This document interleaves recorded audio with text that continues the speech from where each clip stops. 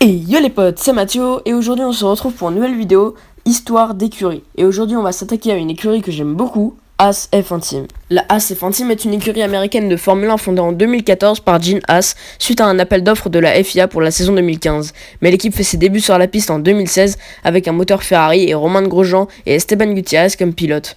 La saison commence par une performance impressionnante lors du Grand Prix d'Australie où Grosjean termine la course à une impressionnante 6ème place. Ce résultat est salué par les fans de Formule 1, ce qui donne un énorme coup de pouce à l'équipe pour la suite de la saison. Les bons résultats continuent pour l'équipe tout au long de la saison. Lors du Grand Prix d'Espagne, Romain Grosjean termine de nouveau à la 6ème place tandis que son coéquipier Esteban Gutiérrez termine à la 11ème place. Plus tard en Autriche, Grosjean termine 7ème. En fin de compte, l'équipe Haas termine la saison à la 8ème place des classements des constructeurs avec un total de 29 points, ce qui est bien sûr une performance solide pour une équipe débutante dans le monde de la F1, et cela montre que l'équipe a beaucoup de potentiel pour l'avenir. En 2017, Gutiérrez est remplacé par Kevin Magnussen. Lors du premier Grand Prix de la saison en Australie, l'écurie réussit sa meilleure qualification grâce à la 6ème place de Romain Grosjean.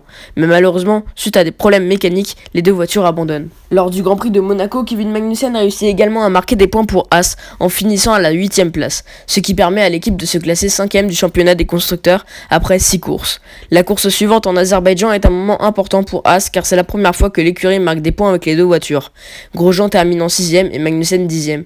Le Grand Prix de Hongrie est également une course importante pour Haas car Magnussen a réussi à terminer à la 7ème place, marquant ainsi des points importants pour l'équipe. Cependant, la saison 2017 n'est pas sans défi pour Haas car l'écurie américaine connaît des problèmes de fiabilité tout au long de la saison, ce qui leur coûte des points précieux dans plusieurs courses. Malgré ces défis, Haas réussit à terminer la saison à la 8ème place du championnat des constructeurs avec un total de 47 points. Cela représente une amélioration par rapport à la 8ème place de l'équipe en 2016 où elle avait marqué 29 points. En 2018, Haas garde son duo de pilotes satisfaisant en 2017. La première partie de saison est meilleure que celle de l'année d'avant, malgré un double abandon au premier Grand Prix de la saison en Australie. Haas décroche une 5ème place lors de la deuxième course de la saison à Bahreïn, avec Magnussen qui réussit à terminer devant les deux Red Bull. Il récidive en Autriche, puis en Espagne, et en France il termine 6ème. Mais la seconde partie de la saison est plus compliquée avec seulement 3 entrées dans les points en Belgique, en Russie et au Japon. Cependant, la saison connaît également des moments difficiles pour Haas. Au Grand Prix d'Italie, Grosjean est disqualifié des qualifications en raison d'une violation des règles sur le carburant. Cela a un impact sur leur performance en course, avec Grosjean qui abandonne et Magnussen qui termine hors des points. Dans l'ensemble, la saison 2018 de Haas en Formule 1 est marquée par des hauts et des bas, mais l'équipe a montré une grande amélioration par rapport à ses saisons précédentes.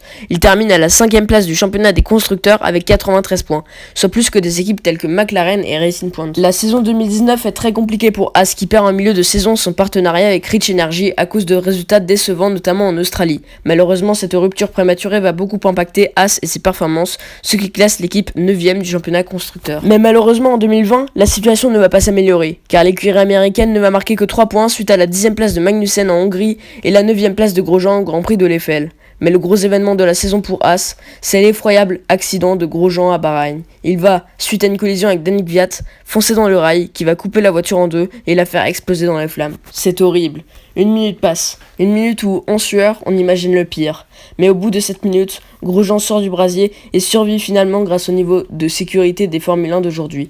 Mais tout le monde sait qu'il a eu énormément de chance. En 2021, c'est la catastrophe pour Haas. Et oui, car à cause de problèmes d'argent, exit Kevin Magnussen et Romain Grosjean et place à 2 pilotes payants, Nikita Mazepin via son père qui apporte le sponsor titre et Mick Schumacher via la fortune de son père et un sponsor. Et cette année va être tout simplement la pire pour Haas depuis sa fondation en 2016, avec une voiture ultra nulle qui est tout simplement un copier-coller de celle de 2020 qui, on va pas se mentir, n'était vraiment pas ouf, et avec les deux pilotes qui préfèrent créer des accidents et se mettre dans le mur au lieu de faire la course. Ça donne un gros zéro au championnat et des millions de dollars perdus. Mais en 2022, peu avant les essais hivernaux, la guerre russo-ukrainienne commence et ça va considérablement impacter Haas qui vire les Mazepin et réengage Kevin Magnussen.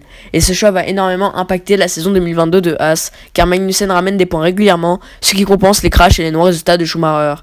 Il va notamment ramener la première pole position de l'écurie au Brésil.